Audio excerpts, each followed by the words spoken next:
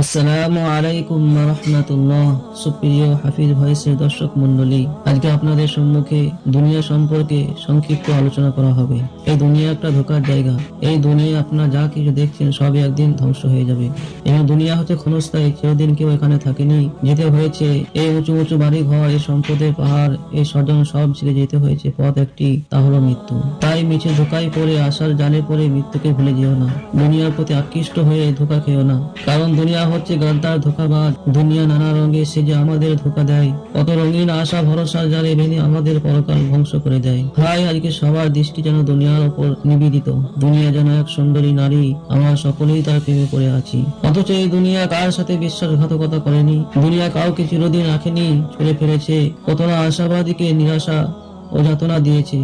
তাই বলে হে দর্শক মন্ডলী, বাস্তবকে বুঝতে শিখুন। সত্য হলো এটাই যে এই দুনিয়ায় এমন এক ধোঁকা, যার প্রেম ভালোবাসা আমাকে অপদস্থ করবে। আল্লাহ তাআলা বলেছেন, দুনিয়ার মহব্বত থেকে বাঁচো। দুনিয়ার নতুন কিছু আছে কি যা পুরাতন হবে না? দুনিয়ার এমন কোন রাজত্ব আছে কি যা ধ্বংস হবে না? এখানে সব প্রাচুর্য ধ্বংসপ্রাপ্ত, এখানে সব কিছু একদিন ধ্বংস হয়ে যাবে। আমার আপনার মৃত্যুর পর আমাদের সম্পদ হারিয়ে যাবে। আমার কি হবে তখন, যখন আমাকে কবরে একাকী রেখে আসবে? স্বজনেরা দুদিন পর ভুলে যাবে। আমার সম্পদ আমার কি উপকারে আসবে? যে সন্তানদের সুখের জন্য দুনিয়ার জিন্দেগিটা সম্পদের পেছনে শেষ করে এসেছি, এখন সেই সম্পদের মালিক সন্তানরা। আর এই সন্তানদের জন্য যে কষ্ট করেছি, কবরে আমার সেই সন্তানরা বা কি উপকারে আসবে? সন্তানদেরকে তো দুনিয়ার সম্পদ দ্বারা ভরে দিয়েছি, কিন্তু ইমান তো শিখায়নি। সন্তানদের যদি দিনদার বানাতে পারতাম, তাহলে মৃত্যুর পর আমার কবরে এসে জিয়ারত করতে পারতো, আমার জন্য দোয়া করতে পারতো। সন্তানদের কারণে আমি সব পেতাম। যদি এই সম্পদের কিছু আল্লাহর রাস্তায় ব্যয় করতাম, তাহলেও মৃত্যুর পর আমার জন্য তা উপকারে আসতো। আফসোস আমাদের, আমরা দুনিয়ার পিছনে এমন ভাবে ঝুঁকে গেছি যে পাপের বোঝা শুধু বৃদ্ধি করছি।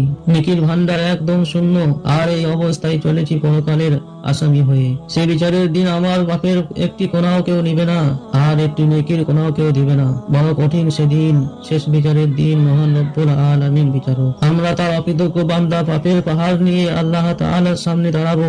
নেকির খাতা শূন্য।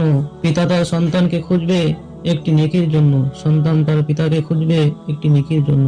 একটি নেকির সেদিন অনেক মূল্য থাকবে। পিতা দেখবে সন্তান দাঁড়িয়ে আছে, স্ত্রী দাঁড়িয়ে আছে, ভাই স্বজন কত চেনা মুখ দাঁড়িয়ে রয়েছে, কেউ কারো কাজে আসবে না। সবাই সেদিন নিজেকে নিয়ে ব্যস্ত থাকবে।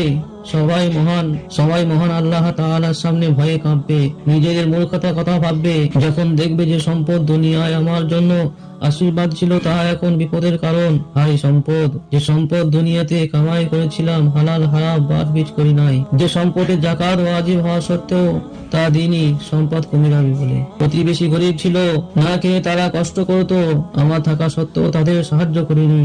সেদিন এসব কিছু মনে হবে, আল্লাহ পাক স্মরণ করিয়ে দিবেন। অস্বীকার করার উপায় নেই। আমার আমলনামা লেখা হচ্ছে, সেদিন তা আমার সামনে পেশ করা হবে। আমি কি জবাব দেব?